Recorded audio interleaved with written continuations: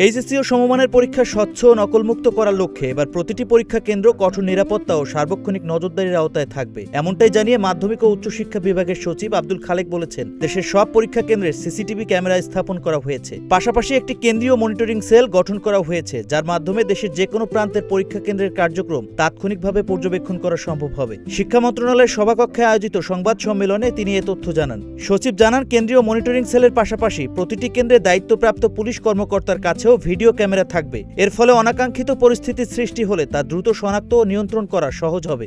সকল কেন্দ্রে CCTV camera স্থাপন, শিক্ষা মন্ত্রণালয়ের সিসিটিভি ক্যামেরা মনিটরিং সেল স্থাপন করা হয়েছে। আমরা এই রুমে সেল স্থাপন করব, এটা পরীক্ষা এবং শেষ না হওয়া পর্যন্ত এখান থেকে আপনারা তথ্য সংগ্রহ করতে পারবেন।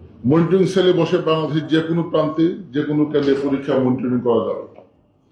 কেন্দ্রের দায়িত্বে নিয়োজিত পুলিশ কর্মকর্তার নিকট বডি ওয়ার্ন ক্যামেরা থাকবে।